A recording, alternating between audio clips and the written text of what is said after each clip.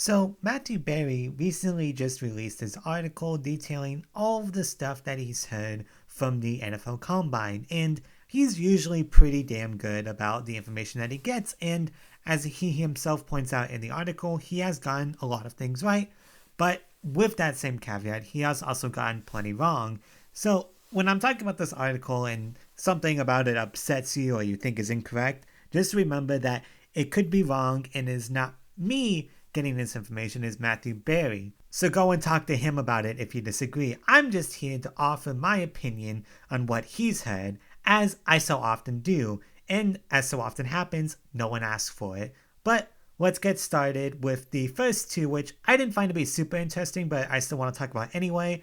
And the first one being that the Bucks want Chris Godwin back. Honestly, I could have told you that with my zero sources. The Bucks have made it plenty clear that Godwin is a priority this offseason, and that's the reason why they extended the deadline to re-sign him before the cap hit, the $18 million cap hit hits. So the idea that the Bucks want him back is not unheard of. I suppose it is a little bit interesting that so many teams apparently are very high on Chris Godwin and want him despite the dislocated ankle and the fact that he may not be fully ready to start the season, but then you have to remember that he was pretty much outplaying Mike Evans for those first 6 weeks before he got injured against the Ravens. So I guess it's not that surprising that so many teams think that he could be that guy for them. He is a wide receiver one. He just so happens to be on a team that has Mike Evans, who is amazing, obviously. Now, this next one kind of leads into the factoid that is more interesting, but it's basically the Bucks are really, really high on Bucky Irving. Again, duh. The Bucks have made it very clear Bucky Irving is running back one. Like, there's no dispute about it, no questions about it, unless a media falls on him and kills him. Like, he's going to be the starting running back for the Buccaneers in the next season. Again, it's a little bit interesting. Apparently, the Bucks are super high on Bucky Irving. That's according to Matthew Berry. So I guess we have a really good season to look forward to, one that might be even better than last year was, as shocking as that might seem. But this is what I find to be really interesting, and this is what most of the video will center around, which is apparently the sources that Matthew Berry talked to, the team, or at least some sources on the team, seem to be of the belief that Sean Tucker has the capacity to be the running back one. A lot of you are probably not aware of this, but when I first started Cannon Crunch, the blog, back in 2023, it was around the time that Byron Leftwich got fired and a whole lot of the offensive coaching staff because, well, they sucked in 2022. And one of the things that I remember the most that offseason is that I was very high on Sean Tucker.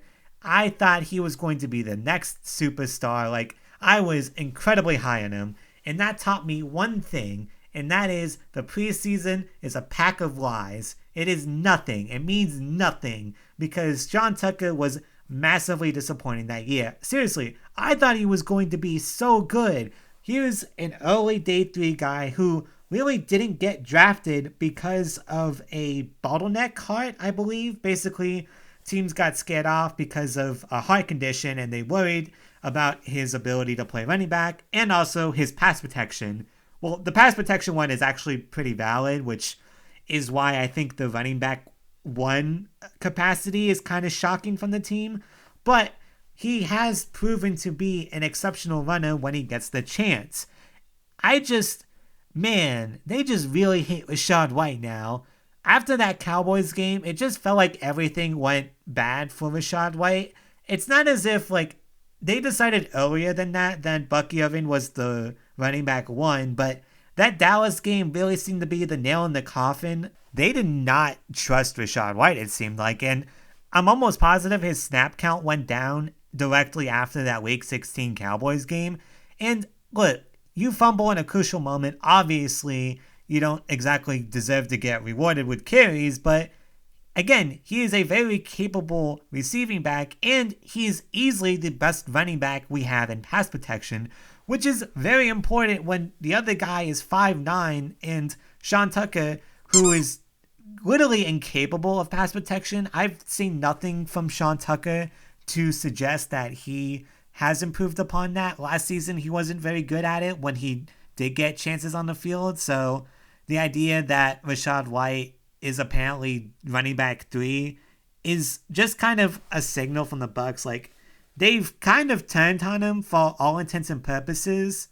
And again, like, I understand White isn't the best running back. I've said that repeatedly in this video, but I don't exactly like how much they took away from White and how little chance they gave for him after that game, because I still think when he is on the field with the ball in his hands, he is usually a very effective weapon.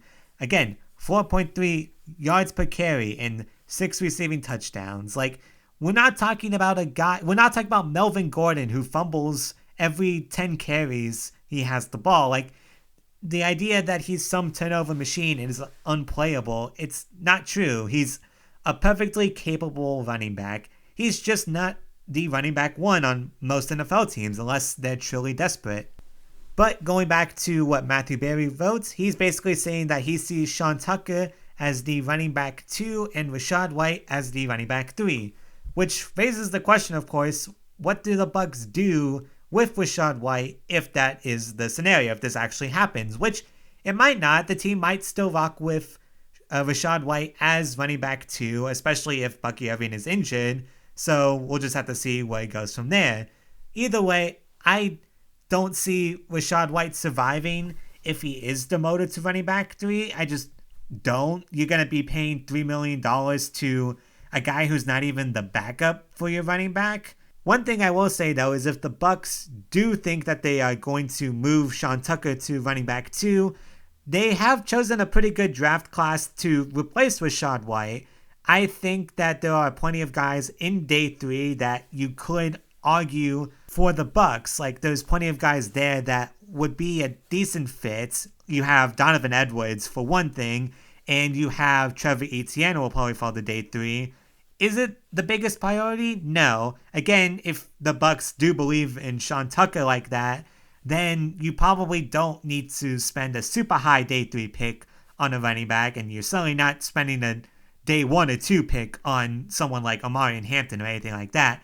Either way, if the Bucs want to move on from Rachaad White, I think it's better at this point to either cut him or trade him and just draft his replacement in round 5 or 7 or anything like that. But let me know what you think. Do you think Sean Tucker can in fact be running back 2 or even has running back 1 capabilities?